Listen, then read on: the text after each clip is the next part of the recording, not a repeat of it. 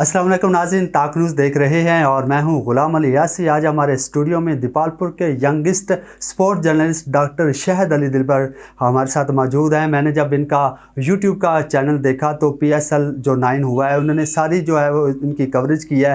और प्रिडिक्शन के हवाले से बात की जाए तो आपको पता है कि 31 मैचेस हुए हैं विद फाइनल, तो इन्होंने अपनी प्रिडिक्शन जो है वो जाहिर की। 29 मैचों में इनकी जो है वो दुरुस्त साबित हुई। इनसे पूछेंगे बट हाउ।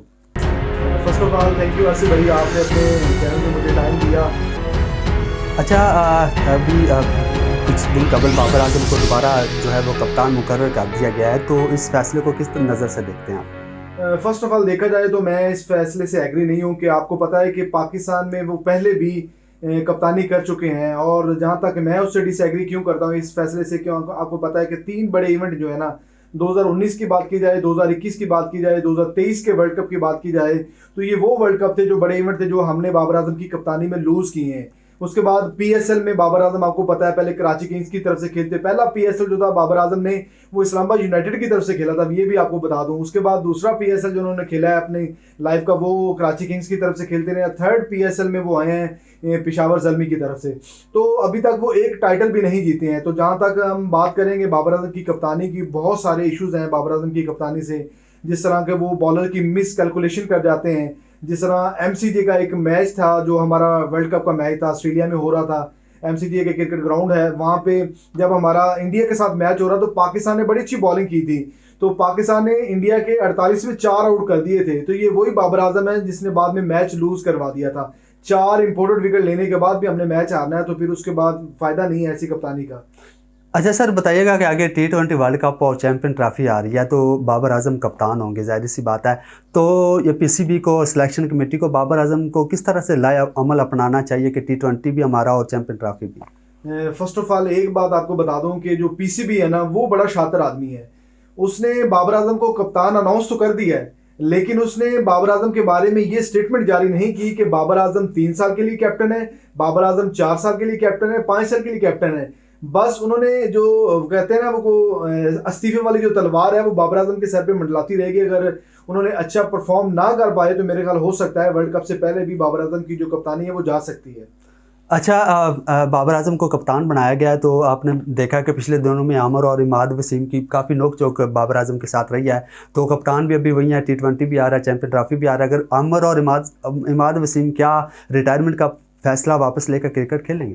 नहीं, जहाँ तक मुझे पता है कि जो पाकिस्तान सिलेक्शन कमेटी अब बनी है ना, जो रिसेंटली पाकिस्तान की सिलेक्शन कमेटी बनी है, ये बड़ी पावरफुल है।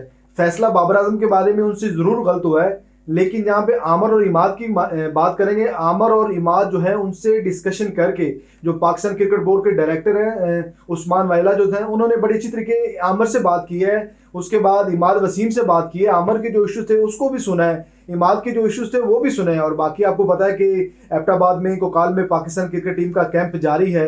वहाँ पे अंडर आर्मी पाकिस्तान की टीम जो है वो कैंप में अपनी प्रैक्टिस कर रही है। तो वहाँ पे बड़े आपस में बड़ी मज़े वाली गपशप हो रही है, एक दूसरे के साथ कोई किसी किस्म का इशू नहीं है। और ये जो न्यूज़ें फैलाई जा रही हैं पाकिस्तान के सोशल मीडिया को, आपको पता है कि अल्लाह ही बेहतर जानता है कि छोटी सी न्यूज़ को व्यूज़ लेने के लिए बड़ा से बड़ा बना के छाप देते होते हैं। अच्छा सर, जब से दूसरा बाबर आजम को कप्तान मुकर्रर किया गया है, तो शाहीन शाह अफरीदी की खबरें बड़ी गर्दिश कर रही हैं कि वो बड़ा नाराज़गी का इजहार कर रहे हैं। और ये खबर बताइए किस हद तक सच है और नाराज़ क्यों है? बेसिकली अगर देखा जाए तो बाबर आजम की और शाहीन अफरीदी की नाराज़गी बिल्कुल भी नहीं है। दोनों आपस में बड़े ज़बरदस्त हैं, गपशप हो रही है अच्छे तरीके से। वो देख, मैं अभी रात की मैं आपको फोटो भी दे देता हूँ, रात को जब वो स्नूकर खेल रहे थे बड़े अच्छे मज़े के साथ। इससे पहले वो अनाउंसमेंट कर चुके थे बाबर आजम को कैप्टन। मतलब ये जो एक PCB ने किया है ना, ये एक बड़े प्रोसीजर के साथ, एक प्लानिंग के साथ बाबर आजम शाहीन शाह अफरीदी से स्टेटमेंट ली कि आप इस तरह स्टेटमेंट दें कि मैं क्रिकेट से मैं कप्तानी नहीं करना चाहता हूँ, बाबर आजम मुझसे ज़्यादा अच्छे कैप्टन डिजर्व करते हैं।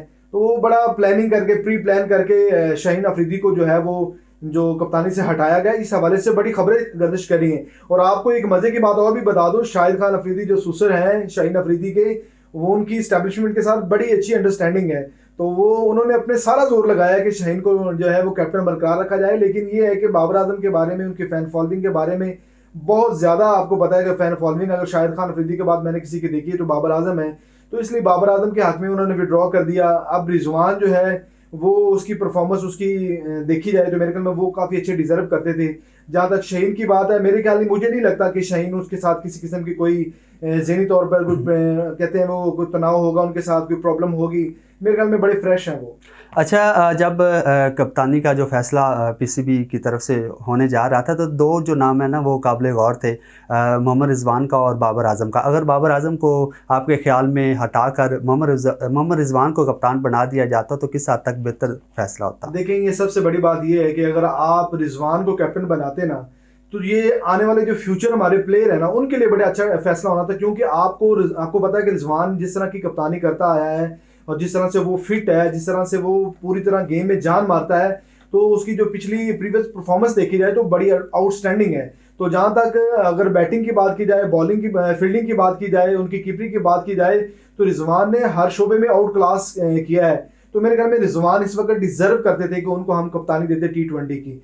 तो खैर, पाकिस्तान में आपको पता है कि सियासत बहुत ज़्यादा इन्वॉल्व होती है, और जिस तरह से आपको पता है कि वो इसी PSL के सेमीफाइनल में जब उनको वो प्राइस का दिया गया था, वाउचर दिया गया था, तो उन्होंने जाके उसको फेंका था, उसको बड़ा इशू बना लिया था। रिजवान के साथ सबकी जेलसपन बहुत ज़्यादा है, लेकिन रिजवान जो है ना वो मेरे ख्याल में ज़्यादा सूटेबल रहते हैं अगर उनको हम कैप्टन बनाते तो।